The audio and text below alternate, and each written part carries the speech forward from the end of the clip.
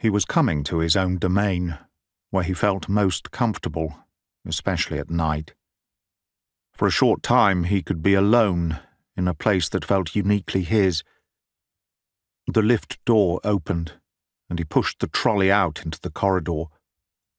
The trolley was heavy, and should have been handled by 2 members of staff. Staffing shortages meant he generally ended up manoeuvring it by himself. He was happy with that. He was strong enough to cope, and it gave him more time by himself. When he came down here, especially at night, he preferred to be alone. No one would miss him for another half hour or so. His colleagues all did the rounds as slowly as possible, especially at night. It was a way of filling the time, alleviating the boredom, of scoring a few more small points against those in charge. He had no idea what the rest of them did with the time. Sneaked out of the building somewhere for a clandestine smoke, or even something more. He didn't care. His own preference was innocuous enough. Just to spend time down here by himself, enjoying the solitude, the sense of power. More than anyone realized, he was in control here. The one who decided whether they lived or died.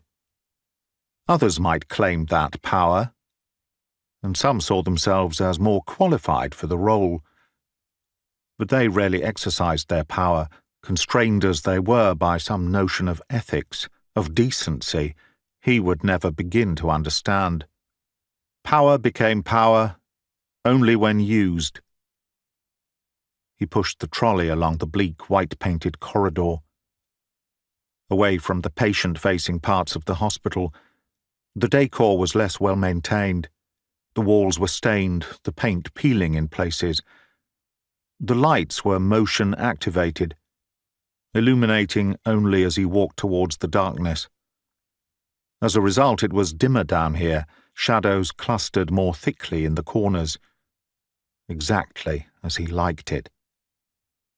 He turned at the end of the corridor and pushed the trolley along the next corridor to the loading bay.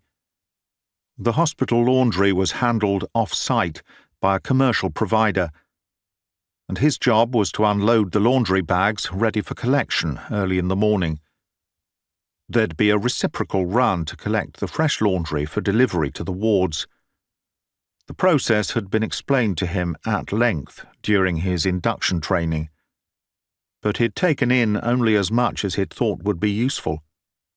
He unloaded the large bags from the trolley and left them stacked in the allocated place, then pushed the trolley back along the corridor towards the central service lifts. As always, his objective was to complete his duties as quickly as possible, to allow him maximum time by himself. Before he reached the lifts, he turned into a side corridor and left the trolley out of sight. The chances of anyone else coming down here in the small hours were remote, but he preferred to be cautious. Having deposited the trolley in its hiding place, he continued along the corridor past the lifts. He'd familiarized himself with every inch of the basement area.